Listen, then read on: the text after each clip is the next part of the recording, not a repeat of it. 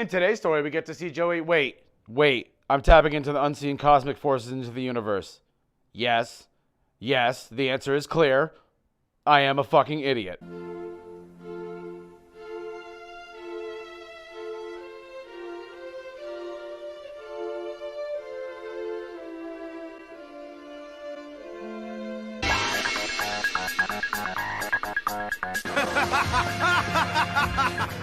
Funny. Get ready to make Mrs. Cleo jealous, all my fellow future outlaws, as this is Card Games vs. Humanity, and I am Sexy George Washington. Here with that weekly recap that you all know you crave, now complete with a family of brothers that all look way too similar. So as per usual, if you enjoyed, don't forget that sub, that bell, that like, hit up that Patreon if you want to support me. Leave a comment telling me if you found it just as amusing as I did that Yugi didn't bother to help Joey at all despite knowing exactly how they were cheating in this episode. Yes, cheating, something we've never seen before on the show. Something that's definitely not happening right now as we see Rex Raptor dueling the newest threat, Espa Roba. He loses immediately when Jinzo destroys his Serpent Knight Dragon, which means he must have had like 50 or less life points at the end of this duel, which is honestly kind of hard to pull off. I didn't believe the rumors, then he predicted all of my moves. Hey, everyone has to learn about Mark Zuckerberg the hard way. Roba challenges anyone else in the crowd to a duel, eventually spotting the poofy-haired goddess known as Joey Wheeler. You mean he's psycho? No, psychic! They're pretty much the same thing. Rex warns him not to challenge Espa Roba as he's a psychic and can read the cards in his hand and knows every move he's about to make. And I mean, it's not like Joey's ever seen something like that before. Pegasus, other people. Apparently Roba is the only person on the planet that actually heard of Joey Wheeler's second place victory at Duelist Kingdom, saying that it would be an honor to duel him, and Joey Wheeler plus respect equals does not compute. We're at the hospital where Serenity is both bored as fuck and blind as fuck when all of a sudden a strange man enters the room. Naturally, he offers to watch TV with her, the one thing that she can't do, instead offering to do play-by-play of Joey's duel. Also, he couldn't even turn on the laptop. I refuse to believe he's a teenager. Faye has been wandering around for 2 days now and still can't find Yugi. Her love powers are getting weaker by the second, it seems. I guess it must be because Yugi's spending his time walking down this random alleyway looking for victims. I mean, duelist to challenge. Did you hear? Joey Wheeler's dueling some dude with ESP.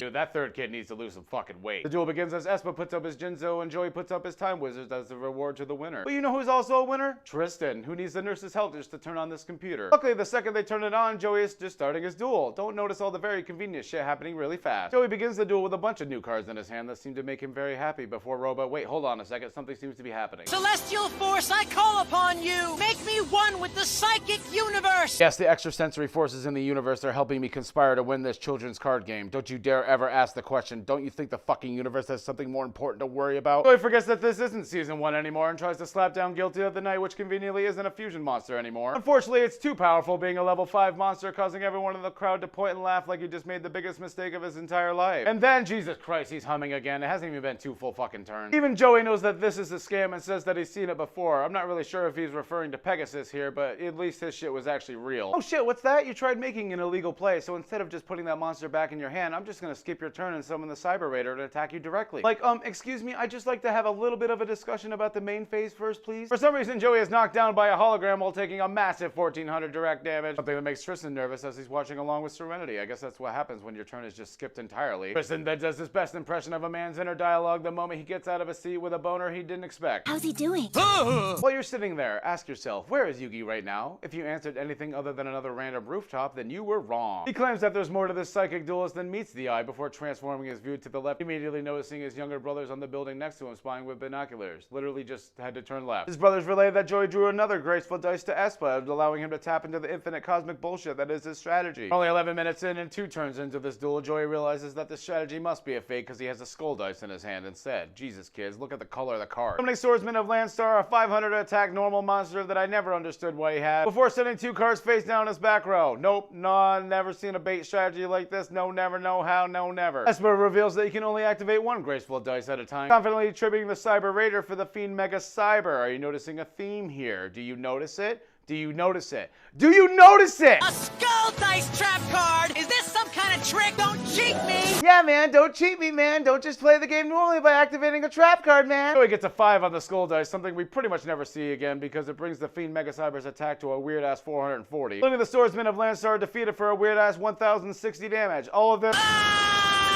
What the hell? Don't interrupt me. Did you really have to go black and white for that? Somehow this duel has only been 4 turns deep. My god, I don't remember it being this bad. Before Joey puts Espa in his place by revealing he's just a big fake with friends in high places. So basically, he's just from Hollywood. Literally 7 seconds later, Mokuba comes out of nowhere like Randy Orton can only dream of, seizing the cheating brothers that were just revealed with him being nowhere in the vicinity. Mokuba, god of destruction. Espa Roba isn't just dueling for the fame and the glory, the money and the bitches. He's doing it to take care of his brother. Because apparently they have no parents, no family, no friends, and no government to support them at all.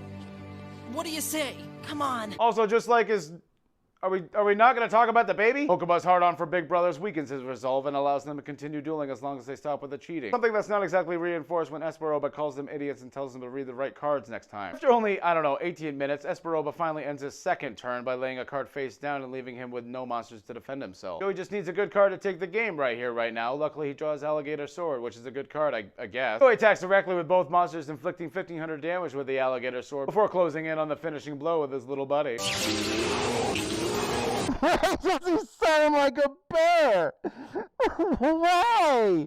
There's just so many random animal noises, I swear. Unfortunately for Joey, Roba isn't quite ready for Season 1 card type cheating to go away. Activating a magic card that used to take the opponent's monster for 1 turn, now a trap card that takes it forever. Joey knows he took his second monster instead because he's going to tribute it for something stronger, playing a sweet and spicy trap card that he knows is going to counter it. But too bad for our secondary hero, the episode ends with that tribute being the one and only Jinzo, destroying all trap cards on the field and leaving our Brooklyn Brawler with a serious challenge to overcome. Well, that's it for this episode with Sexy Santa. I want to thank you all for watching, and of course a shout out to all my patrons. If you find yourself tapping into cosmic celestial forces on a daily basis and all your friends and family seem to make fun of you for it, that's called astrology. This has been the man from Earth with all the growth, ladies and gentlemen.